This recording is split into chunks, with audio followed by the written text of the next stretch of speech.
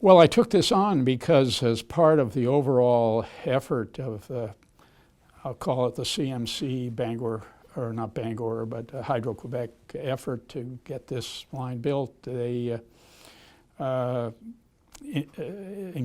Mr. Dudley, and Mr. Dudley was charged with seeing if there wasn't a group of environmentally sensitive people in the state that would be supportive of the project at a point in time when several environmental organizations had come out strongly against it. And he had no difficulty conjuring up a basic group of 10, which is now slightly larger, but it started out as 10 of us, all of whom had served in several administrations, people like Dick Barringer and Lloyd Ireland and Dick Anderson, myself.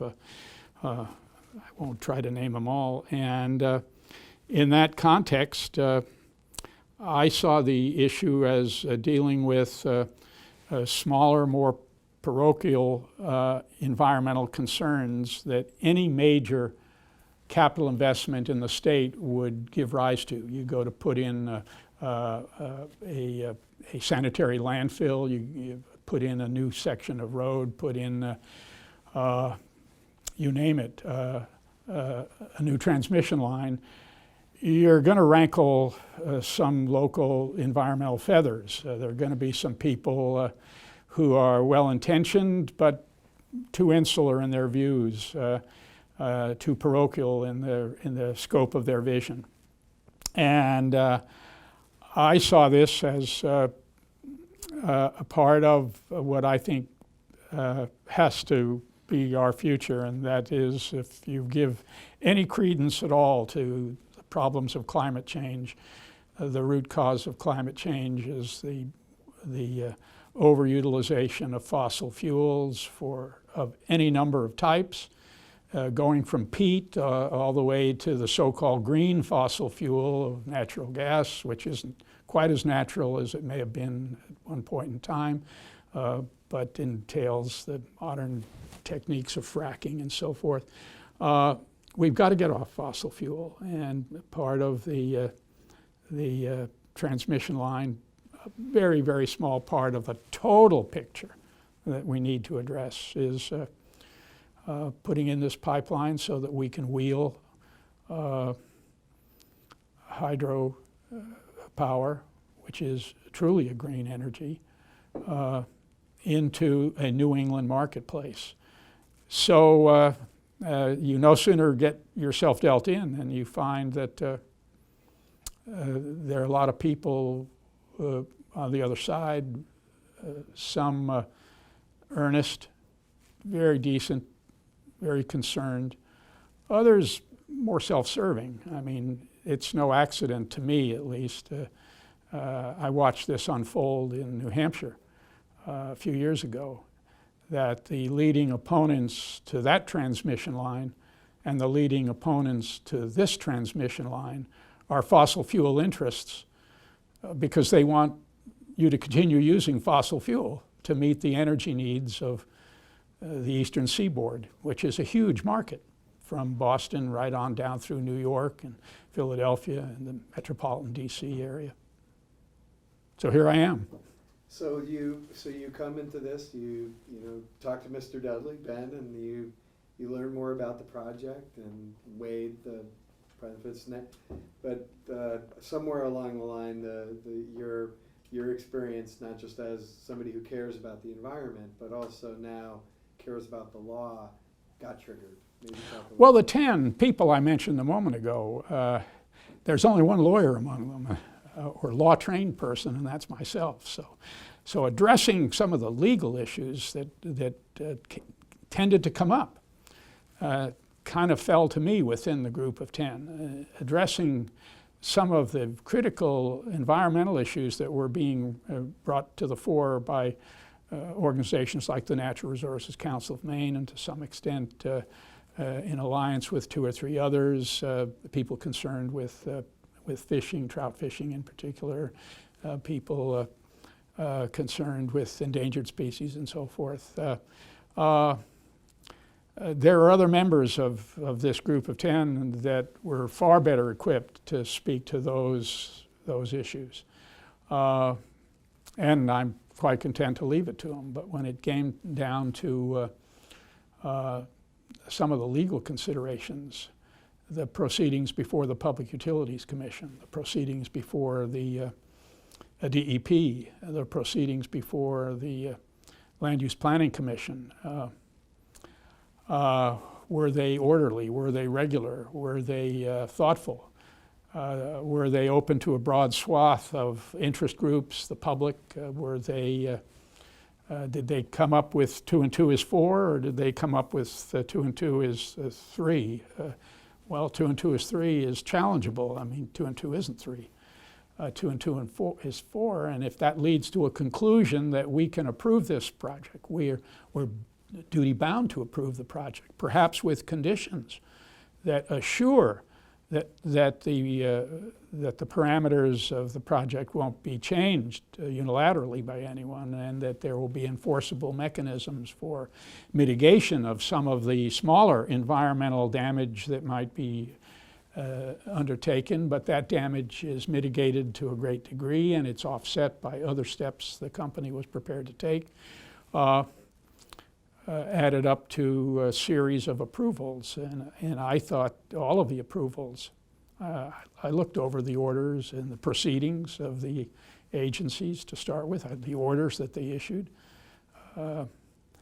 and I thought they were bulletproof from a legal standpoint. Yeah, I know for me, I mean, I had the benefit of sitting there, and, you know, I've been involved in other proceedings, but at least from my perspective, the openness they were to anybody that spoke, including individuals, hundreds and hundreds of voices, both written comment and spoken ones. And then the way those orders were written to show all the arguments and then show the thought process around the conclusions, and then making changes to the project that, you know, made it even better for the state. To me, it was just such a solid thing. Yeah, well, I mean, the time frame alone said a lot to me. I mean, I don't know if you're aware of the fact, but I was a member of the predecessor organization of the DEP. It was called the Environmental Improvement Commission then, but it was essentially the same body. A rose by any other name is still a rose, or a thorn, maybe it was regarded by some industrial groups. But the long and the short of it is, even some of the very difficult hearings involving an oil refinery in Eastport, a proposed oil refinery right off Portland Harbor on Long Island at a point in time, I mean, they took a few months, and I think the Eastport thing may have gone on for 6, 8, 12 months. But I mean, the DEP one was over 2.5 years. The PUC one was in excess of 1.5 years. I think the shortest, which was under a year, by I can't recall quite how long, was the Land Use Planning Commission proceedings. But that alone bespeaks a thoroughness and an attention to a wide range of groups and a wide range of staff, questioning of the developer. And I didn't see the developer being given any, if any, latitude. I mean, they were, you know, nothing was taken off the table. I look at what's happening at the national level today, and I see, in the interests of economic development, we're prepared to cancel environmental regulatory measures at the national level to speed the recovery. There was no speeding CMP through the environmental standards, slightly different. LUPC in the unorganized territory, DEP statewide, PUC, other issues other than environment. No one was giving them a pass. Here's a hall pass. This is a big project. We love you. I definitely felt that, and you know, that's for me one of the biggest frustrations. And I say it when I go out there is I think there's such a loss in faith in our institutions, in our culture right now, that, you know, when the PUC order came out, and I said, no, it's right. If you're interested in greenhouse gas emissions, here's 4 pages. Read those 4 pages, you know. And people, I don't believe those guys, you know. And for me, I was sitting across these professionals that hammered me in my cross-examination and demanded changes, you know. So. Well, and I would also add, to sort of parenthetically, when I was on the Environmental Improvement Commission, and in the early days of even when it was a bigger, bolder, larger regulatory entity and was then designated the DEP, the number of professional staff people within the framework of the agency began with a group that you could practically count on the fingers of 1 and maybe 2 hands. Today, the professional staff is much, much larger and cuts across a wide. And where they don't have it, they'll go out and get it for a particular development, a particular set of needs, and team up with professionals, sometimes in Maine and sometimes reaching out of Maine, to bring in the expertise they need to understand what's on the table and is going to require them to make a decision. Well, it was very evident too. Of course, the opposition does the same thing. It was fascinating to hear different discussions and different perspectives. I thought it interesting too. The people who have advanced the initiative were certainly at the table. There were other people at the table who felt that the decision of the PUC was inappropriate, and they did challenge the PUC decision. I concluded a recent shorter piece on these issues, and where I pointed out that everyone has a right to challenge a final conclusion of an agency. So the final conclusion of the agency was challenged, and of course it goes through then the trial court, and it goes through which found it appropriate, and it goes up to the law court. And the law court, in an extensive review of what took place at the agency level in the trial court, simply said that this is eminently reasonable. I mean, what the PUC did was careful. It was predicated on a substantial evidentiary showing. We affirm. So you have a situation where opponents of the project, having participated in the PUC hearing and not having prevailed, some of them having taken the matter to court and not having prevailed, then another group of the opponents says, we're going to mount an initiative effort to reverse the decision of the PUC. And that's when my antenna went up as the lawyer on our group of 10, and I did a kind of homely piece. I brought along a copy of it that I'll leave with you. It was a little more than a letter to the editor, but it made an argument that if you read the initiative provisions, initiative isn't any inherent right of citizenry. Initiative is not permitted in a large number of states. It is permitted pursuant to a constitutional amendment adopted by the Maine people in concurrence with the Maine legislature in the early 1900s. And it says what it says. It says you can't amend the Constitution by initiative. It says as part of initiative may very well be vetoing a piece of legislation that was just enacted that everyone except the legislature or a lot of people think is inappropriate. There were some tax changes about 6 or 7 years ago that were brought together and were thought to be a useful modernization of Maine's tax code. Some things went up, some things went down. It was said to be revenue neutral, but it was much fairer. But there were a large group of people opposed to it. They brought what is essentially a form of the initiative in the form of a referendum that would have repealed this before it even became law.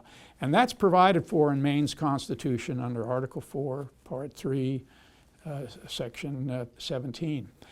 The flip side of that, you can, by initiative, create new legislation or amend an existing piece of legislation. You have to address that to the legislature, and you have to give them a chance to say yes or no. If they say yes, well, you don't need to go to the voters. They may say yes, but allow it to go to the voters to be certain that the voters in fact approve. Or they may make changes to it in which the initiated measure and the changed measure will go to the voters, and we'll see what they do with it. We had that happen in Maine recently with some forest cutting practices rules having to do with clear cutting and budworm spraying and other facets of how we manage our forest lands. But my point was, I looked at the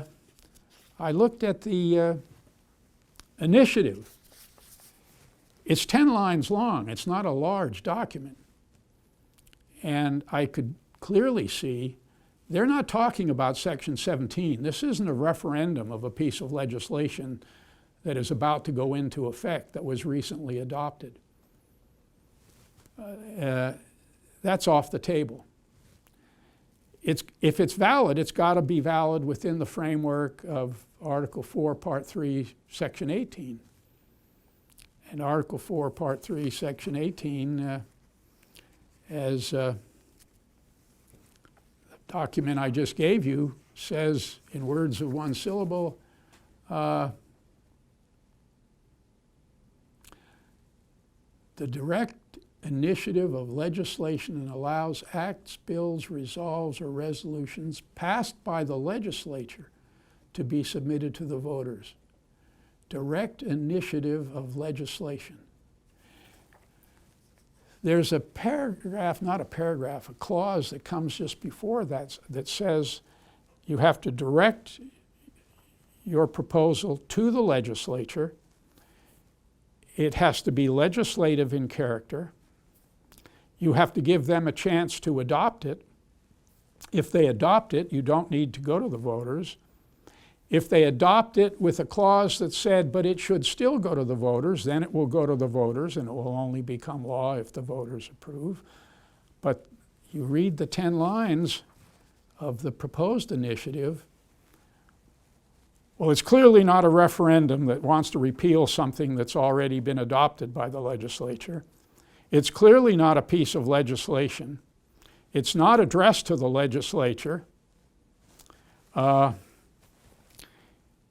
It purports to reverse a decision of the PUC that isn't even mentioned as a possible authorization under the Constitution of Maine. And in this, I said, it seems facially defective. About a month and a half after I wrote that, I wrote another piece that was published in the Maine Lawyer's Review. I always liked their willingness to publish some of my work that took up, after the Reed case had decided that the PUC's decision was valid. And then the initiative became the only argument of last resort by opponents. I mean, and I simply say in this piece, and I say it more clearly in one that came out even more recently, in some Maine constitutional provisions fashioning citizens by their own terms limit the scope of the initiative powers granted. The initiative may not amend the Constitution. A fortiori, an initiative may not expand the grant of constitutionally authorized powers. It may not be devoid of legislative content. It may not be addressed to the PUC. And contrary to project opponents, it may not mandate the reversal of a quasi-judicial order issued by a state regulatory body. I might have added in this piece, particularly one that has now been sustained by the highest court in the state. So that's the argument that I would see that's on the table in what is now referred to as the Avangrid suit. I think Avangrid has made a variety of arguments. I think they're detailed. If I take any issue with what is now in the courts, the issue of are there enough valid signatures set aside for the moment. The answer to that question, whether we like it or not, is yes, there are enough valid signatures. The answer, though, as to whether the initiative is constitutionally permissible is very much on the table. And I think I make not as complex a set of arguments as the Avangrid suit would make. Not that any of those arguments are inapposite. I mean, I agree with what they found. They did an extraordinary amount of national research on separation of powers principles, on the scope of what is legislation, what does Maine Constitution say about how does it define legislation. I think if it were a law review piece, I would give it A-level grades. But it's not a law review piece. It's a court case in a short time frame that's got to go through a trial court first and then on to the law court. Almost certainly, whoever wins or loses at the trial level, it will go to the law court. I want to make it as easy for the law court to decide the issue, and that means I want to remove as much complexity. I would focus on the arguments made here. Does the plain language of the Constitution allow this? If the answer is no, then it's a dead letter. So for somebody that maybe didn't study or pay attention on civics classes and their government classes, why should the common person care about maintaining something with what the Constitution says? Why not say, fine, I don't care what the law says, let's do this? Well, I think that cuts against the grain of ordered government and of rule of law principles. I mean, the Constitution of the nation and the Constitution of a state, any state, the charter of a municipality is the embodiment of the basic principles of law. If it says you have a right, you have a right. If it says you have a right, but there are some limitations on the right, there is a right, but you can't shed the baggage of, but here are the limitations. Limitations to a right mean you do not have a right.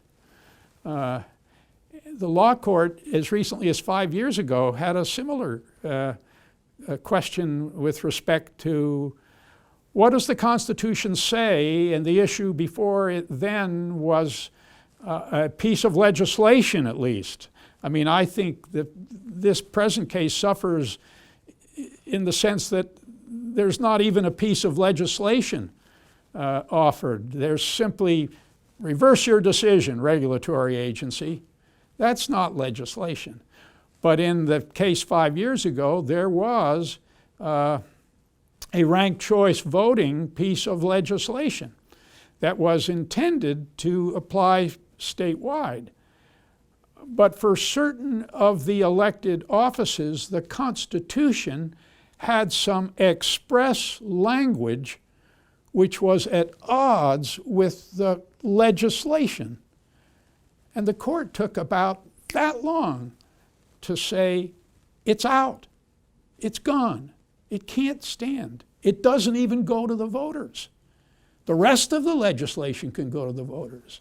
So we have the anomalous situation right now in Maine that certain elective offices are subject to ranked choice voting, and other elected offices are not, because those offices are governed by the primary law of the land. The legislature can't ignore it. The legislature can propose a constitutional change, but until it proposes and the constitutional change is adopted by the voters, then the language of the Constitution that is the primary law of the land. And that's true whether you're in Maine or California, the smallest state in the Union, whatever it may be, Rhode Island, I guess, or the largest state in the Union, Texas, California. I mean, those are fundamental principles. I think the initiators of the proposed resolve,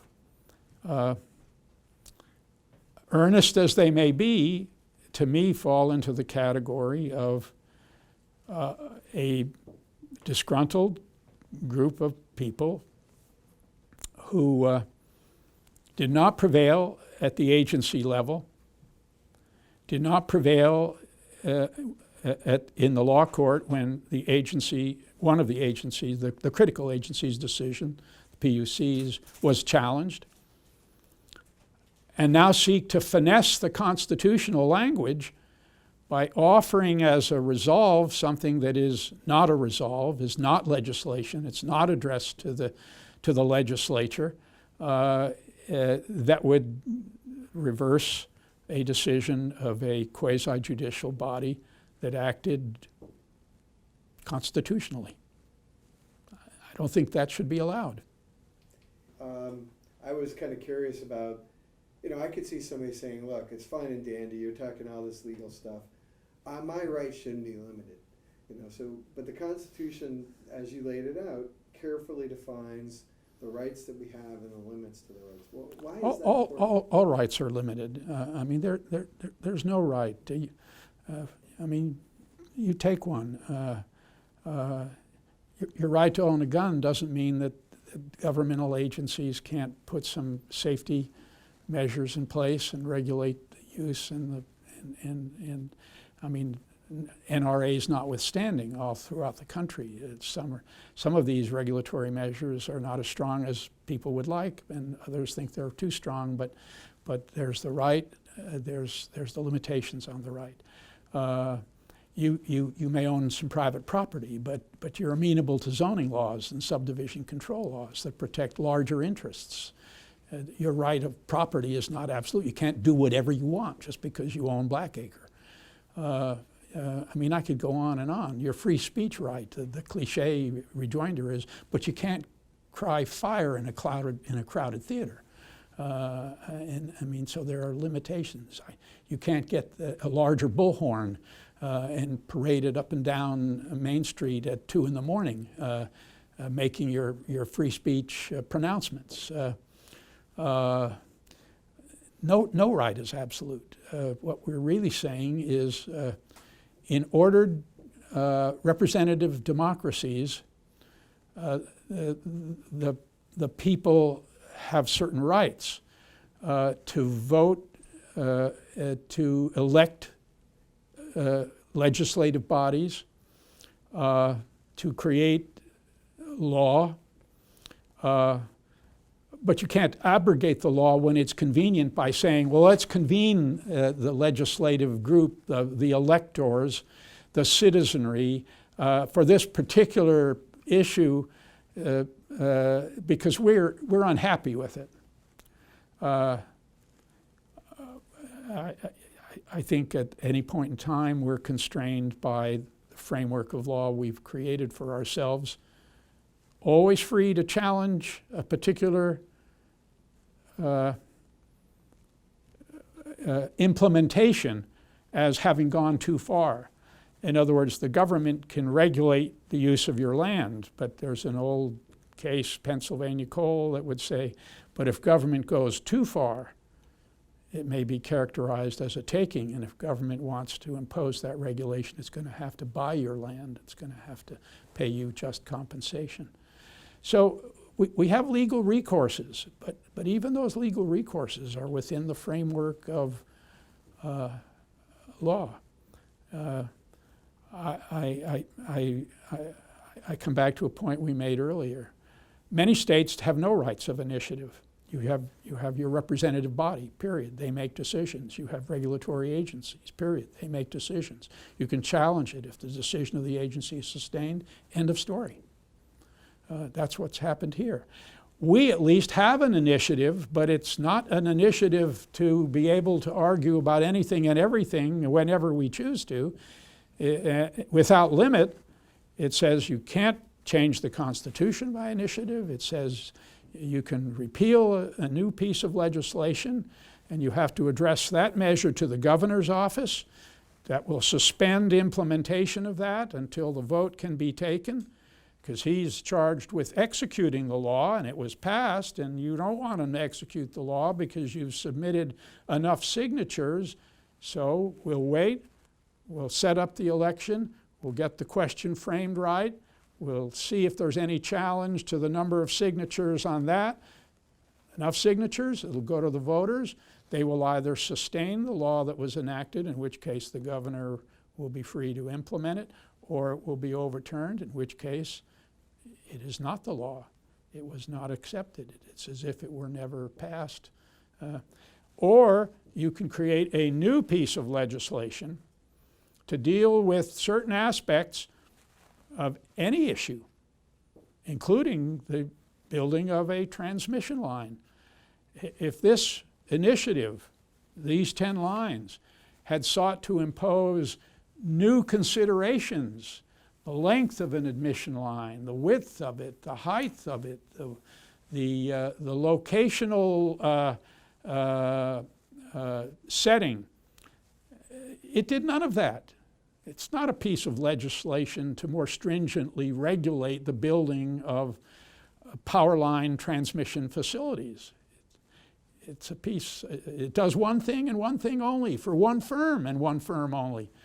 And that is, it tells the regulatory agency that approved it to reverse.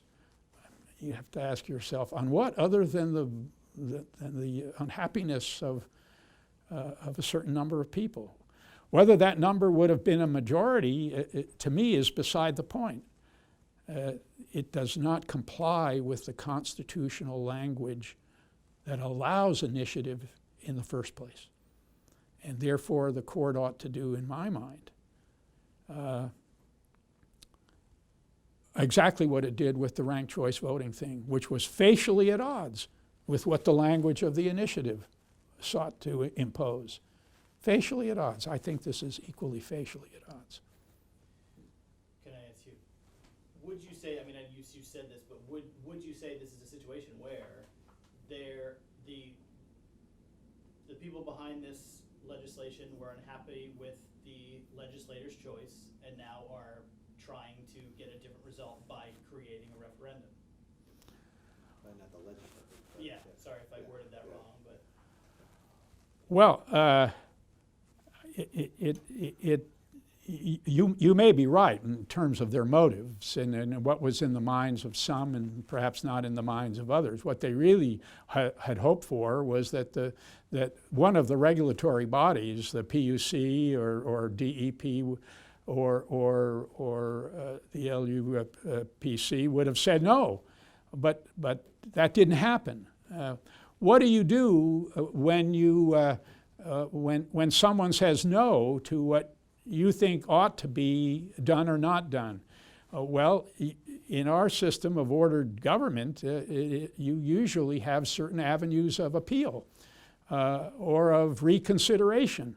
They triggered all those mechanisms and they kept losing because the overwhelming evidence on the table suggested this is a legal thing to do, this is an appropriate thing to do, this is being done well, this creates a wide range of benefits, we're going to say yes, even though you may wish we'd said no. I mean, wishes shouldn't be able to carry the day by the use of strategies that are themselves limited.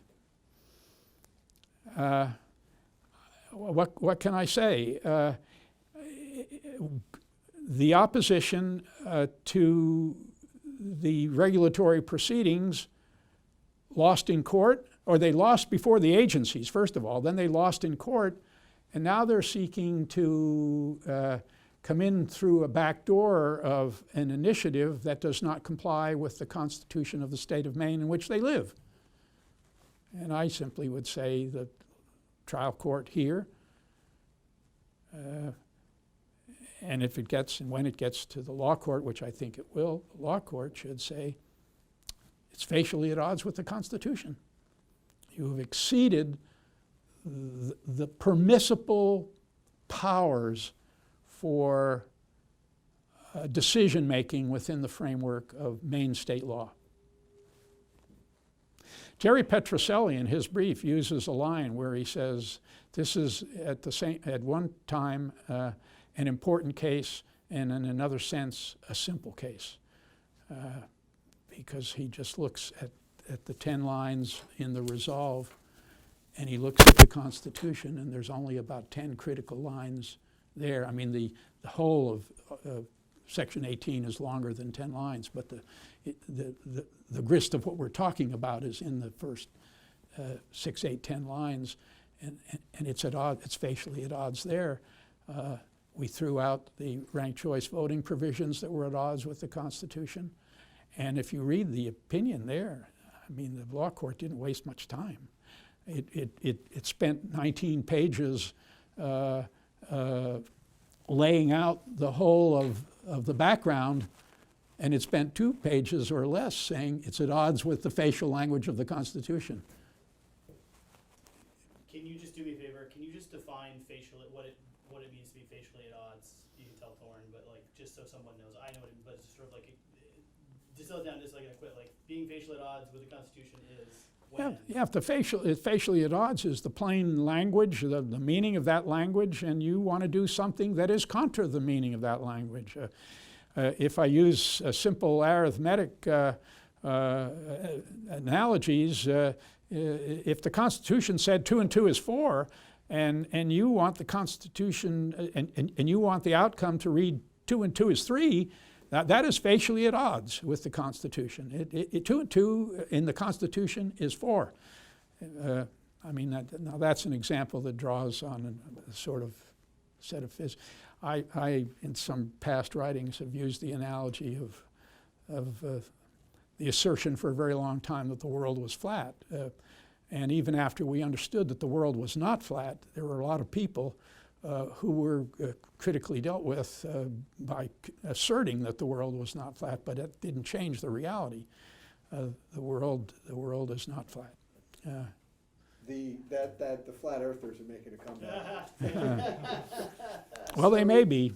So one of the things that so what do you see as the dangers of we talked about the limits of the people through the legislature, particularly in this case, but in a sense acting outside the bounds of what are provided under the Constitution.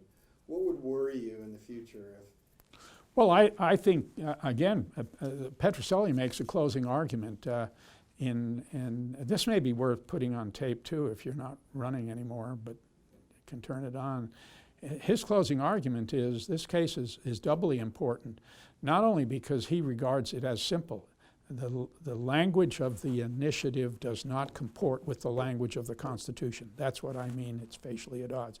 He says, and if this is allowed to stand, then you open the door to no valid permit issued by any regulatory agency in the state is beyond the reach of an initiative by people who are unhappy with the determination from simply, you no longer have an ordered regulatory process in the state at any level. Zoning Board of Appeals says you can do this. I don't like that. I'll get all my neighbors to vote. We'll overturn the Zoning Board of Appeals. State agencies decide a myriad of things, a myriad of agencies dealing with environment, LUPC decisions. We approve this subdivision. We disapprove this subdivision. What if we disapproved it for a range of valid reasons? Well, I've got a bunch of neighbors that they all love what I'm doing, and they're going to work for me, and we're going to get an initiative. We're going to order you to approve it. Well, it makes a shambles of a concept of a rule of law and ordered government. Who the hell's going to invest anything in Maine if you spend $3,000 or $300,000 or $3 million or $30 million getting the approvals you need, only to then face perhaps irrational, disgruntled people, but a sufficient number of them that your approval can be withdrawn for essentially reasons that are no better than we think the world is flat. So in addition, it seems to me that like if you were to talk to somebody that's somewhat familiar with this project, they say, hey, you got this big, massive company in there trying to push this project through. Obviously we're our big company. We have a lot of things that we're developing, but the thing that I hear from you too is there's a danger because the small developer of a subdivision, that someone else who has more money may want to stop. No one's approval, if this is allowed to go forward, and I'm going to give you two ifs. One, if it's allowed to go forward, and two, if they carry the vote, then I think we really have opened the door to any approval by any regulatory body. One, can be challenged, and two, if you can get enough disgruntled people or unhappy people with the initial decision of the regulatory body to the polls at a given point in time, at a given place in time, we can undo that. I think it becomes a Kafkaesque world then in terms of what gets built, what doesn't get built, ordered government, rational decision making. I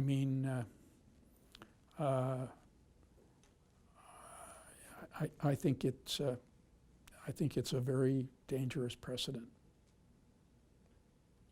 Yeah. I have one thing. Why? And you're still, even though he's going to ask you, you're still going to awkwardly answer it to me. Why does Avangrid have standing for this suit right now? Why is it important not to wait until after the actual vote occurs? Well, I think. And then maybe too. So in addition to looking at me, just make sure that when you answer it, you give me.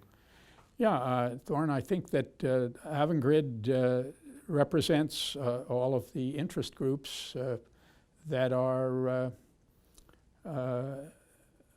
the initiators of the project, that are the people who will help build, create benefits, create a movement towards the use of greener energy. They have the most at stake. Usually, access to the courts is open to people who are threatened by, and immediately so, by a course of purported governmental conduct here, and an initiative that is arguably allowed under Maine law, but as I've argued, may not be allowed in this case because it violates the very Constitution that they purport to be acting pursuant to. But if it's not challenged now, then the people whose interests, whose property interests, whose money interests are at stake are at risk. They're going to spend an inordinate amount of money to try and win the election. They're spending a certain amount of money to first challenge whether there were enough valid signatures, and now to make a more fundamental challenge, which is to the veracity of the initiative. But if they lose that, then they will spend even more money to attempt to win the initiative by simply the reasoning of this is a sensible thing for Maine to be doing. And it benefits far more people than it harms. And even those who are arguably and in a marginal sense harmed, that harm is mitigated and offset by many of the benefits and the conditions attached to the approvals. Many of the benefits. And if they lose the initiative, then I think the whole state is at risk, because we will have opened a door that, well, the constitutional limits, they can be exceeded sometimes. And approvals can be overturned, and disapprovals can be turned into approvals, because that has to cut both ways.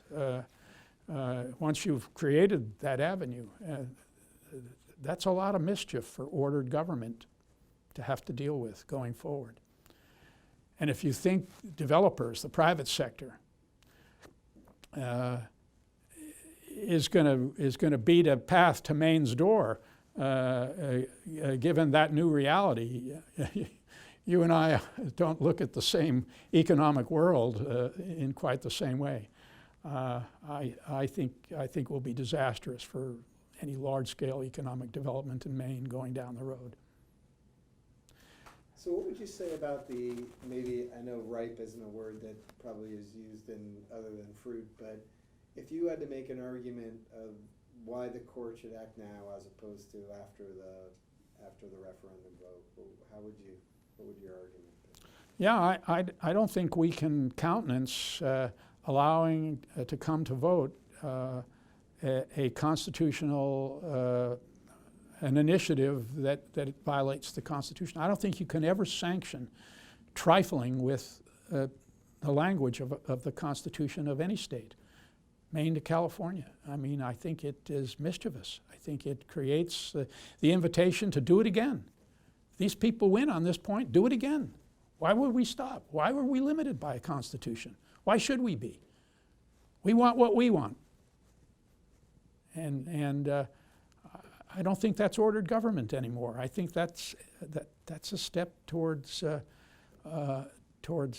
chaotic form of government that lends itself to even more mischief in terms of who the power group becomes,